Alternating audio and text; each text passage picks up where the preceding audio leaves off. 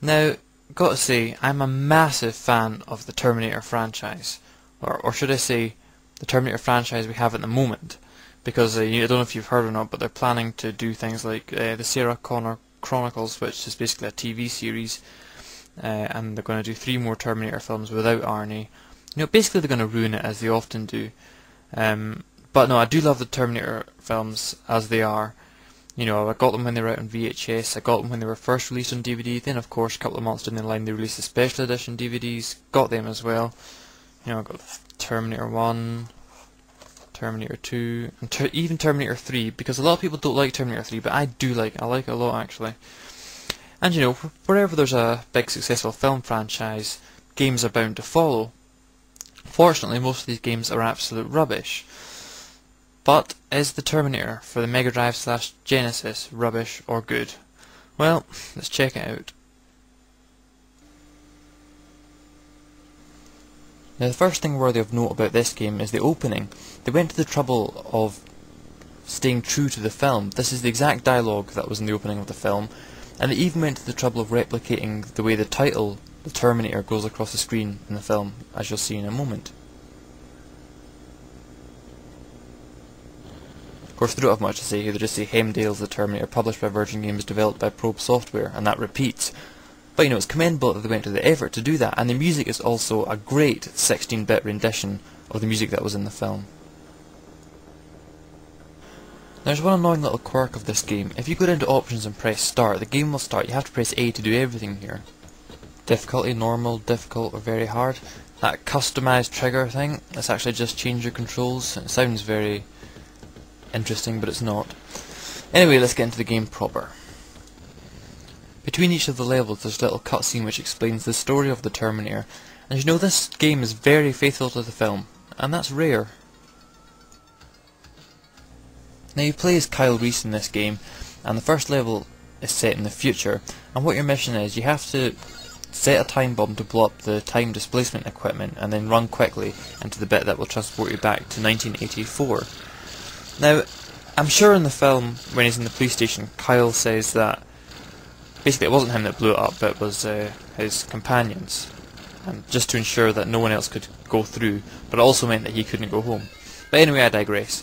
So as you see here, I'm dealing with some of Skynight's forces, but that's really the most powerful things you'll have to deal with. Now at the moment I'm lobbing bombs, but in this level there's also a machine gun, and those are 2 out of the 3 weapons you get in this whole game, the other one being a shotgun, but you'll see that later on. Now you lay these time bombs, which I picked up at the beginning, to blast open those doors, and it's also what you'll use to blow up the time displacement equipment. And here I'm facing HKs, Hunter Killers, and they all look like Arnie, and I'm sure they didn't in the film, but that's the game using its creative license. And you can see the 4 bars at the top. That's my life. When that's gone, I'm dead. No continues, no lives, I'm just dead. Now here's the place I have to set the time bomb, and once I have, I've got a limited time to get out before the whole place explodes. Now as you might notice, these Hunter Killers are really, really stupidly easy to kill. I mean, both with machine gun and with the bombs. It's quite silly really.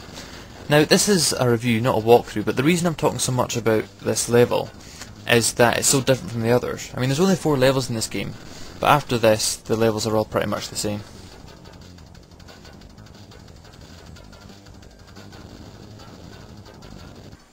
So the second level opens and you're back in 1984.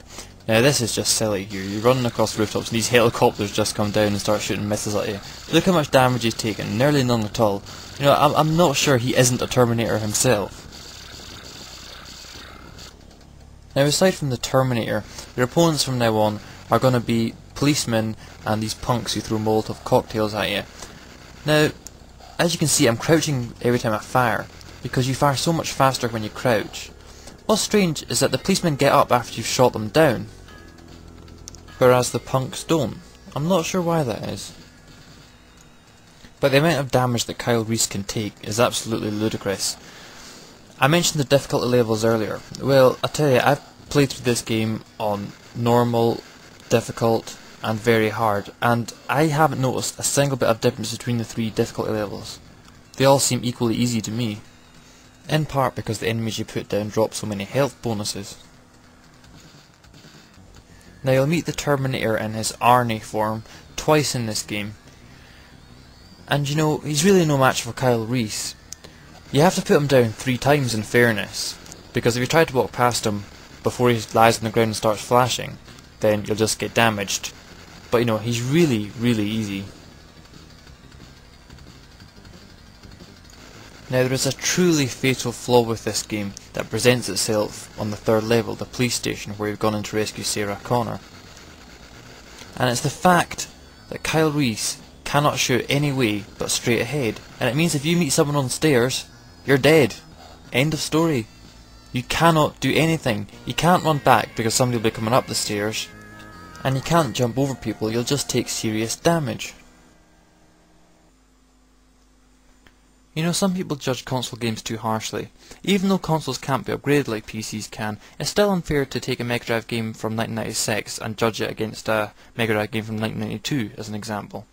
But I'll tell you one thing, there's no reason on earth that Kyle Reese can't shoot diagonally other than the fact that they didn't put it in the game. And that really annoys me, because it makes that bit simply impossible. I mean, the guys appear pretty randomly, so you might get there and be lucky and nobody will be on the stairs, in which case you can get past the bit. But if you get that far in the game and somebody's on those stairs, sorry, you're dead. And that isn't the last time this game pulls a similar sort of trick. On the final level you're dealing with the Terminator, just as an exoskeleton. And once you've shot him in full form a certain number of times, he becomes a crawling Terminator. Now, you can't shoot these crawling Terminators, you can't jump over them. Which means, if you accidentally run to some sort of dead end, and one of those things is behind you, yep, you guessed it, you're toast. Nothing you can do, you're dead.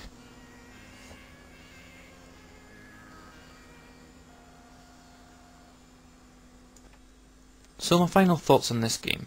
Well, you know, it's kind of hard for me to judge it because the truth is I do enjoy playing it. But looking at it objectively, you've got 4 levels, really short levels in fact, really easy levels. The only way the game can kill you is by tricking you. It's got good graphics, good music, good sound, but you know, it's just really not that good a game as a whole. Enjoyable to play, yes, but if I was going to rate it, I'd give it 4 out of 10. But, you may say, no worries, Terminator 2 Judgment Day. Surely you get to play it as the Terminator. I mean, if Terminator 1 was a bit below average, then surely Terminator 2 must be amazing.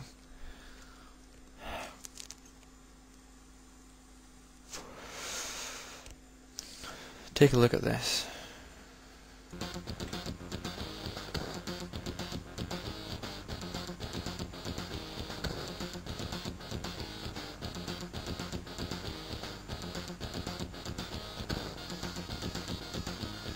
But that, my friends, is a sad story for another day, because while Terminator 1 may be too short and too easy, with the only threat from it being its bad design, Terminator 2 Judgment Day is just absolutely pathetic.